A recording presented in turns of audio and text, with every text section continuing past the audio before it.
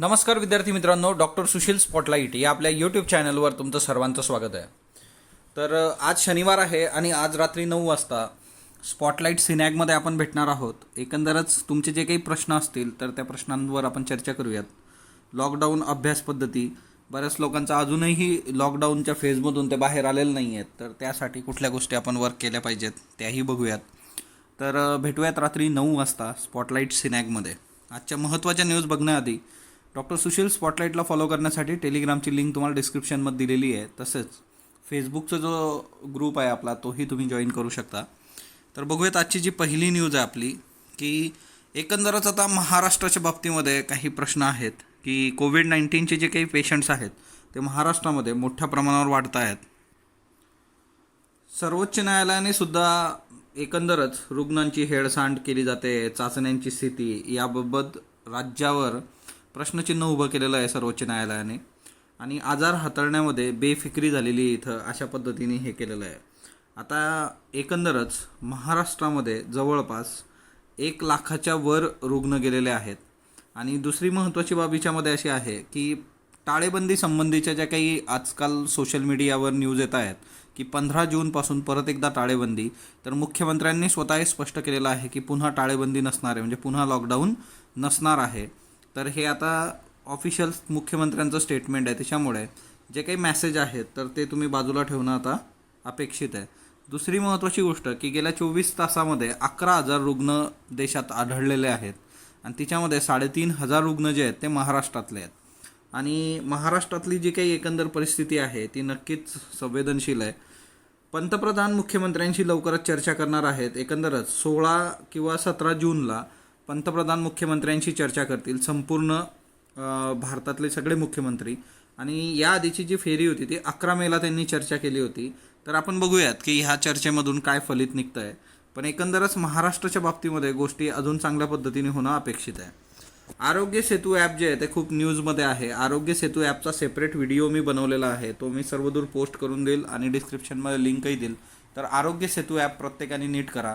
आरोग्य सेतू ॲपच्या बाबतीत होतं की जर तुम्हाला विमानाने प्रवास करायचा आहे तर तुमच्या मोबाईलमध्ये आरोग्य सेतू ॲप असलं पाहिजे. तर कर्नाटक उच्च न्यायालयामध्ये त्यासंबंधीची याचिका होती आणि केंद्र सरकारने याला स्पष्ट केलेलं आहे की तुम्ही हे काही कंपल्सरी नाही आहे, अनिवार्य नाही आहे. तुम्हाला तिथं एक फॉर्म पण दिला जातो, स्वघोषणापत्र सादर करून तुम्ही प्रवास करू शकता. फक्त हे काय आहे की सोशल डिस्टन्सिंग आणि त्यासंबंधीचे जे काही डिटेल्स असतात ते याच्यामधून येत असतात. तर हा वापर जो आहे आरोग्य सेतूचा तो ऐच्छिक आहे. तर हे एक महत्त्वाचं आहे. फक्त कॉन्टॅक्ट ट्रेसिंग ॲप आहे हे, परंतु याच्यावर बरेचसे प्रश्नचिन्ह उभे राहिले होते की याच्यामधला जो डेटा आहे तो सिक्युअर असतो का. दुसरी महत्त्वाची गोष्ट की मधल्या काळामध्ये गव्हर्नमेंटच्या एम्प्लॉईंना ते कंपल्सरी करणं की सर्वांनी आरोग्य सेतू ॲप करा. सेनेमध्येही सुद्धा की आरोग्य सेतू ॲप डाउनलोड करा. मग एकंदर एकीकडे तुम्ही म्हणतायत की हे ऐच्छिक आहे आणि दुसरीकडे तुम्ही त्याचं कंपल्शन करताय, तर हाही विरोधाभास दिसून आलेला आहे. तर आरोग्य सेतू ॲप मोठ्या प्रमाणावर भारतात डाउनलोड झालेलं आहे आणि आरोग्य सेतू ॲप तुम्हाला प्ले स्टोअरवर अवेलेबल आहे. तर ते याच्या संबंधीचा आधी तुम्ही व्हिडिओ पण क्लिअर बघून घ्या, तो मी पोस्ट करून देईल. त्याच्यानंतर H1B व्हिजा बघा, H1B व्हिजाचाही डिटेलमध्ये व्हिडिओ मी बनवलेला आहे.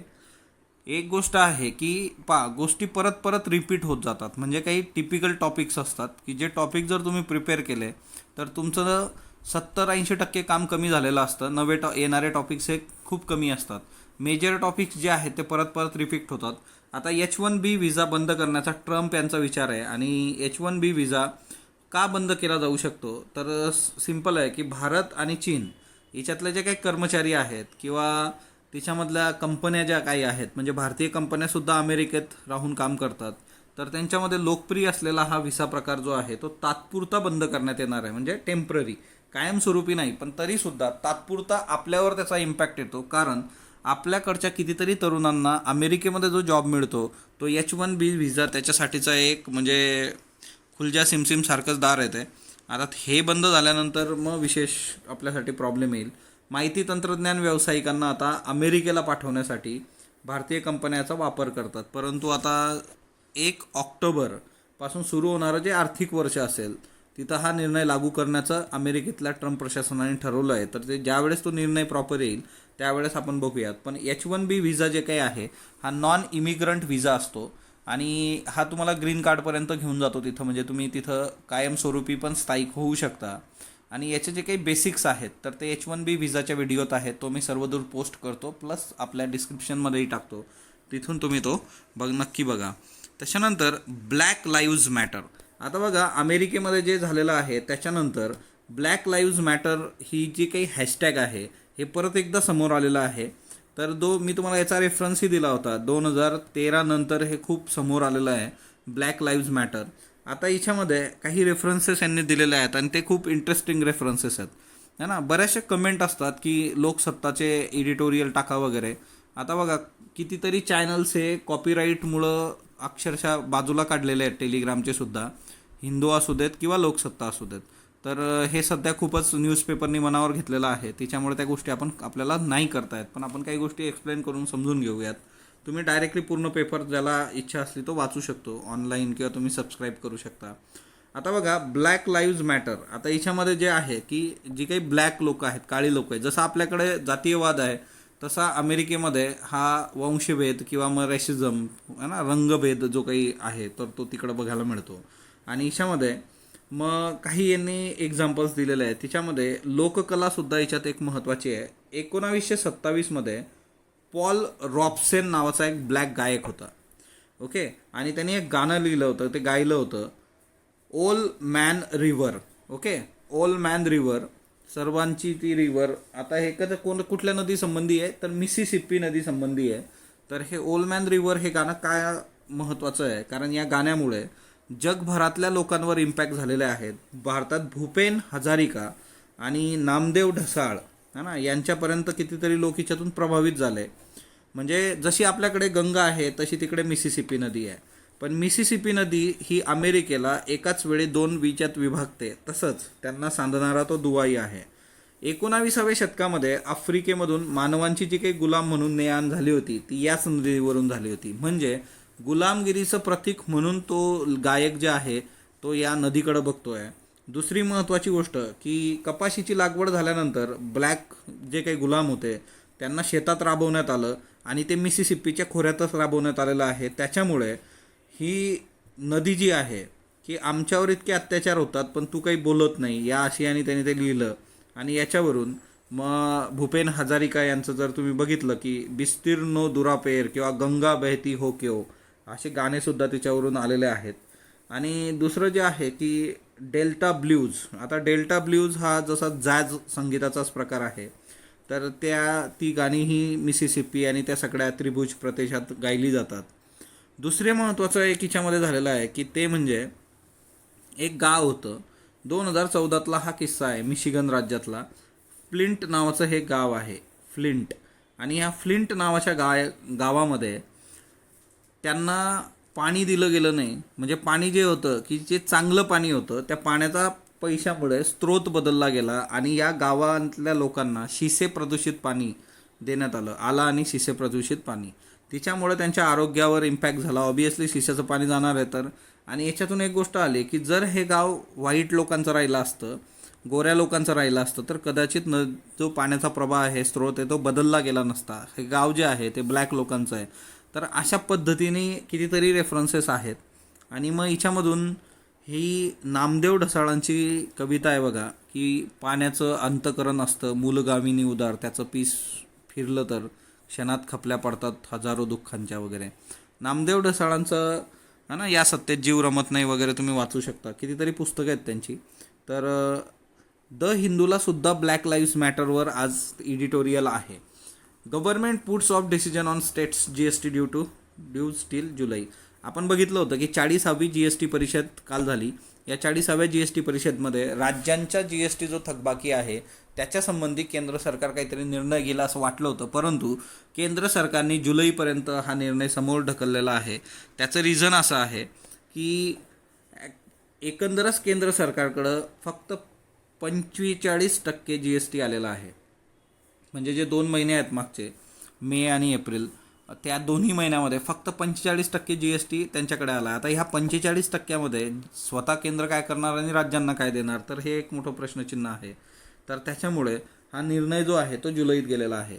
GSTवर सुद्धा एक प्रॉपर लेक्चर आपण घेतलेलं आहे की GST मधल्या एकूण एक कन्सेप्ट आपण तिच्यामध्ये क्लिअर केलेल्या आहेत. तर ते तुम्ही नक्की बघा. आणि तिच्यामध्ये GST कौन्सिल असेल है ना, तर या सगळ्या गोष्टी तिच्यात आहेत. तर तेही मी परत एकदा पोस्ट करतो आणि त्या लेक्चरचं सुद्धा म्हणजे डेलीच्या याच्यामध्ये ज्या गोष्टी येतात त्या आपण पोस्ट करत राहू आणि त्याच्यातून तुम्हाला गोष्टी सोयीच्या होतील. हे बघा, कालच्या दिवसामध्ये 11,112 केसेस समोर आलेल्या आहेत. ओके, आणि 388 डेथसुद्धा आहेत. एकंदरच सर्वात जास्त जे आहे ते महाराष्ट्र आहे, 1 नंबरवर आहे. 1,01,141 केसेस आहे. 2 नंबर तमिळनाडू आहे, 40,000 cases. Delhi 3 number 36,000. Gujarat 4 number 22,000.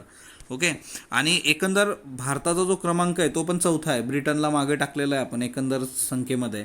आता हे चालू राहील तर हे रंग लक्षात ठेवायची काही गरज नाही आहे की कारण जे फायनल राहील ते आपण बघूयात.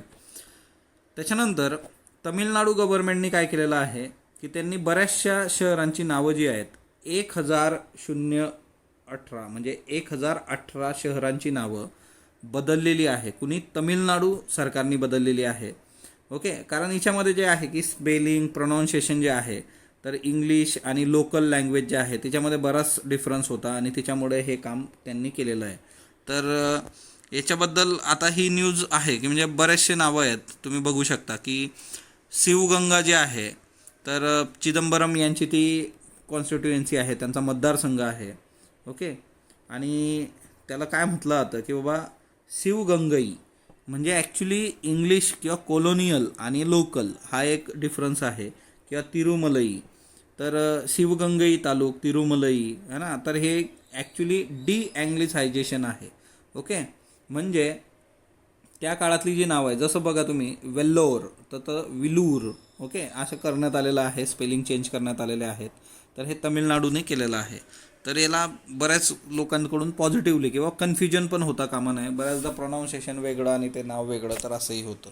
ओके, त्याच्यानंतर streamed education is diluted education. मी तुम्हाला मागेही हा प्रश्न विचारला होता की क्लासरूम टीचिंग आणि लर्निंग याच्यातलं तुम्हाला काय जवळचं वाटतं, आणि मोस्ट प्रॉब्ली स्टुडंटचं होतं की क्लासरूम टीचिंग.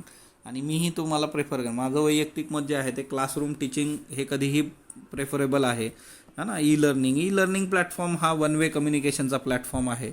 आणि दुसरी महत्त्वाची गोष्ट जी असते की कितीतरी थेरीज असतील, कितीतरी प्रॅक्टिकल गोष्टी ह्या क्लासरूममध्येच होऊ शकतात. त्या ऑनलाईन किती वर्क होतील हे नाही आहे. आणि त्याच्यामुळे हे त्याच्यावरच रिलेटेड एक पर्टिक्युलर हे आहे की म्हणजे फॉर एक्झाम्पल गव्हर्नमेंटनी स्वयं नावाचा प्लॅटफॉर्म काढलेला आहे. स्वयं MCQसाठी पण विचारला जाऊ शकतो. स्वयं काय आहे की massive open online courses, MOOC. बघा, 2 गोष्टी लक्षात ठेवायच्या याच्यातल्या आपल्याला जे विचारलं जाऊ शकतं. स्वयं एक विचारलं जाऊ शकतं. स्वयं काय आहे? Massive online open online courses. Okay, तर हे एक लक्षात ठेवा. मूक. Okay, massive open online courses, आणि हे काय आहे? स्वयं प्लॅटफॉर्म. मग स्वयं प्लॅटफॉर्मवर काही गोष्टी मिसिंग आहेत. कुठल्या मिसिंग आहेत? तर त्या यांनी दिलेल्या आहेत की म्हणजे फॉर एक्झाम्पल इंजिनिअरिंगचे कोर्सेस, मेडिसिनचे courses, dental, pharmacy, nursing, architecture, agriculture, म्हणजे जिथं प्रॅक्टिकल थेरी, मग तर थेरी वर्क नाही करत, प्रॅक्टिकल आहे, अशा गोष्टी तुम्ही ऑनलाईन कशा देऊ शकता. मग stream education is a diluted education असं आहे का बरं? तर हाच UPSCला तुम्हाला आज प्रश्न आहे की ज्याचं उत्तर तुम्हाला लिहायचं आहे. तर हे एक लक्षात ठेवा. याच्यातून MCQसाठी 2 महत्त्वाच्या गोष्टी तेवढ्या लक्षात ठेवायच्या आहे. एक स्वयं जे आहे आणि दुसरं मूक जे आहे. ओके, त्याच्यानंतर नेक्स्ट वन. आता हे बघा, केरळमध्ये एकाने करोना देवीचं मंदिर सुरू केलेलं आहे आणि ते रोज हा इथं करोनाची जशी प्रतिकृती तशी आहे आणि ते त्या देवीची पूजा करतायत. त्याचं रिझन असं की बाबा wellbeing of all engage in the battle against pandemic. आता याच्यावरून तिथं बराचसा प्लस मायनस क्रिटिसिझम चालू आहे.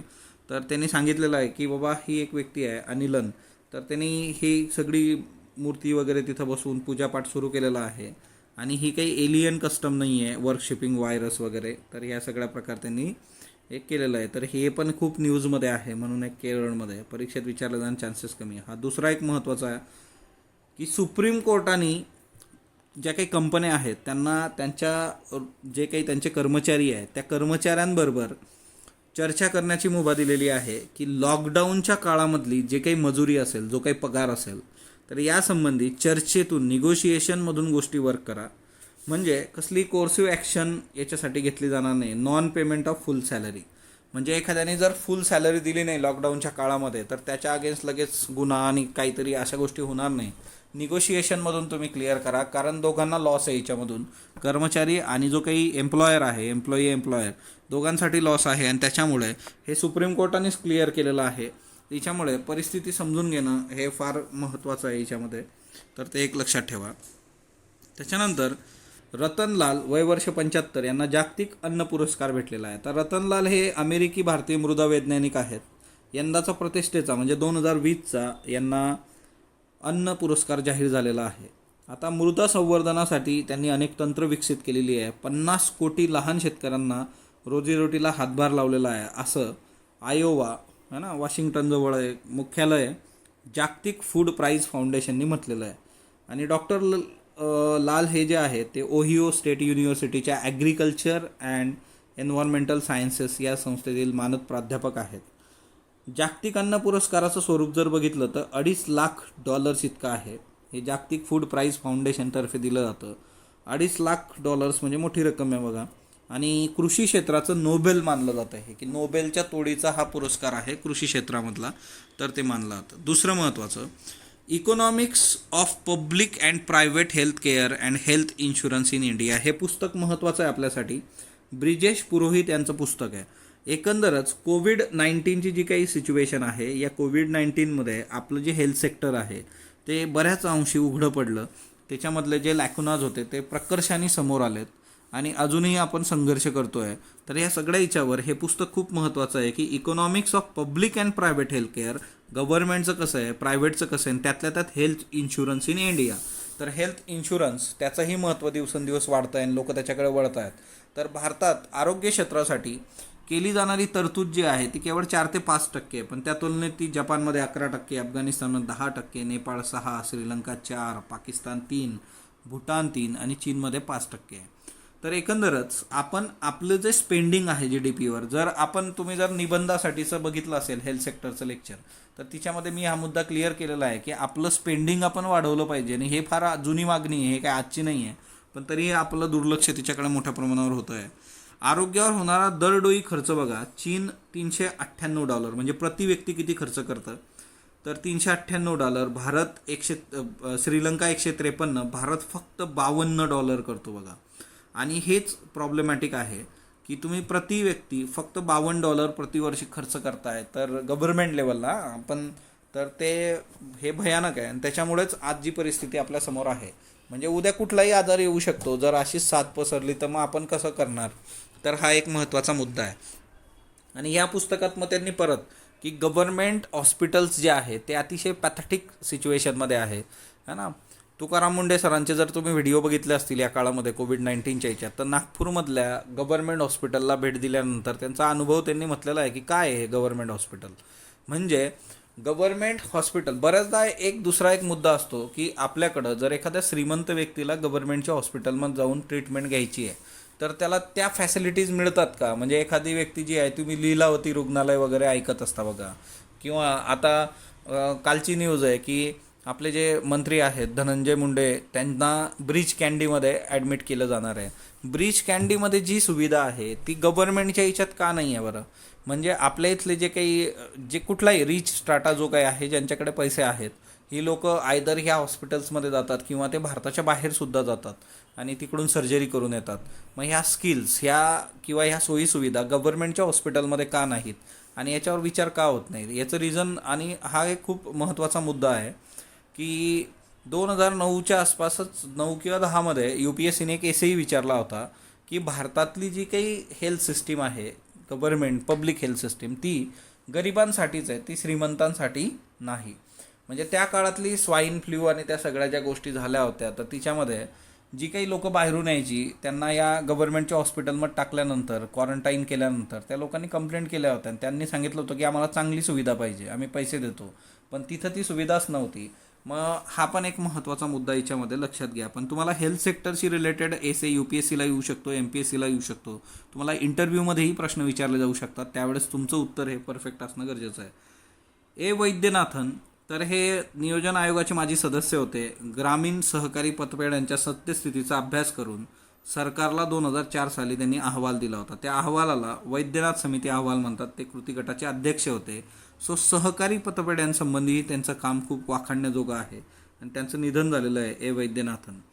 आय फ्लोज मुंबई हे खूप महत्त्वाचं आहे बघा. पूरग्रस्त म्हणजे पूर्व सूचना यंत्रणा आहे ही, फ्लड वॉर्निंग सिस्टीम. आणि आय फ्लोज मुंबई हे मिनिस्ट्री ऑफ अर्थ सायन्सनी विकसित केलेली यंत्रणा आहे. मान्सूनमध्ये मुंबईत पूरजन्य परिस्थितीची पूरसूचना 3 दिवस आधी याच्यामुळे मिळू शकते, की 3 दिवस आधी आपल्याला गोष्टी कळू शकतात. तर ही अशा पद्धतीची यंत्रणा मिनिस्ट्री ऑफ अर्थ सायन्सनी बनवलेली आहे. मुंबईतल्या पुराचा जर विचार केला तर 2005, 2017, सुनामीचा जर तुम्ही विचार केला ना, सुनामी 2004मध्ये आलं होतं आणि तिच्यामध्ये लाखो लोकांना प्राण गमवावे लागले होते. मग सुनामी वॉर्निंग सिस्टीम ही फक्त भारतासाठी नाही तर अख्ख्या जगासाठी विकसित करून टाकली.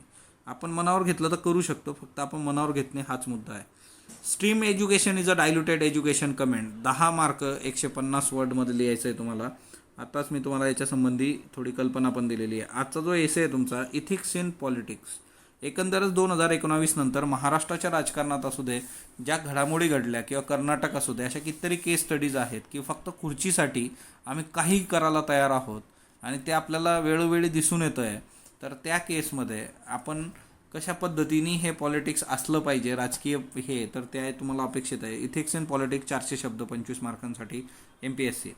खालीलपैकी कोणता देश हा E7 या इमर्जिंग गटाचा नाही आहे?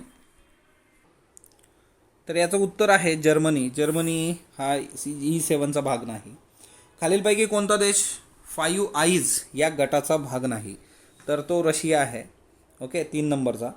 लोणार सरोवर जागतिक दर्जाचं बेसॉल्ट खडकापासून बनवलेलं एकमेव सरोवर आहे, बरोबर. त्याच्यानंतर लोणार सरोवरात हॅलोबॅक्टेरिया आणि डिनोलिया सलिनाची मोठ्या प्रमाणात वाढ झाली आहे. दोन्ही बरोबर आहे स्टेटमेंट. विदर्भात एकूण 6 जिल्हे हे शेतकरी आत्महत्याग्रस्त जिल्हे आहेत. विदर्भात शेतकरी आत्महत्येचे सरासरी प्रमाण 101 प्रति महिना आहे, जे टाळेबंदीच्या काळात वाढले आहे. बघा, 6 जिल्हे आहेत हे बरोबर आहे. तर हे स्टेटमेंट पहिलं आपलं बरोबर आहे. परंतु टाळेबंदीच्या काळामध्ये शेतकरी आत्महत्येचं प्रमाण जे आहे ते कमी झालेलं आहे, वाढलेलं नाही. त्याच्यामुळे स्टेटमेंट ए बरोबर आहे. आशियाई गिर सिंहांची संख्या जी आहे 2015च्या तुलनेत 2020मध्ये गिर जंगलात किती टक्क्यांनी वाढली आहे? तर उत्तर जे आहे ते 30%, 29, 30. ओके, तर ते एक लक्षात ठेवा. आजचे प्रश्न घ्या. कॅनाईन डिस्टंपर व्हायरस खालीलपैकी कुणाशी संबंधित आहे? वटवाघूळ, आशियाई सिंह, माकड, पँगोलिन. बँगलोर जुबो शक्ती हे अभियान पश्चिम बंगाल सरकारद्वारे चालविले जाणार आहे. 18 ते 25 वर्षे वयोगटातील तरुण या बंगलोर जुबो शक्ती अभियानाचा भाग होऊ शकतात. फक्त अयोग्य, फक्त बयोग्य, अबयोग्य, दोन्ही अयोग्य. धनादेश न वटल्यास फौजदारी गुन्हा सिद्ध झाल्यानंतर किती शिक्षा होऊ शकते? 2 वर्षाचा तुरुंगवास, रकमेच्या दुप्पट दंड, दोन्ही 2 वर्ष किंवा रकमेच्या दुप्पट, किंवा 6 महिने तुरुंगवास. चौथा ऑप्शन आपला. राष्ट्रीय संस्थात्मक क्रमवारीत सर्वसाधारण गटात कोणते राज्य प्रथम क्रमांकावर आहे? तमिळनाडू, महाराष्ट्र, केरळ, कर्नाटक. शेवटचा प्रश्न घ्या. आंतरराष्ट्रीय न्यायालयाचा भारत संस्थापक सदस्य आहे. आंतरराष्ट्रीय गुन्हेगारी न्यायालयाचा भारत सदस्य नाही. फक्त अ बिनचूक, फक्त ब बिनचूक, दोन्ही चूक, दोन्ही बिनचूक. तर याची उत्तर तुम्ही कमेंट बॉक्समध्ये देणार आहात. आज रात्री 9 वाजता आपण भेटणार आहोत स्पॉटलाईट सिनॅगमध्ये. स्पॉटलाईटला तुम्ही जो प्रतिसाद देत आहात त्याबद्दल मी आपला आभारी आहे. स्पॉटलाईटला लाईक करा, शेअर करा, सबस्क्राईब करा. धन्यवाद विद्यार्थी मित्रांनो.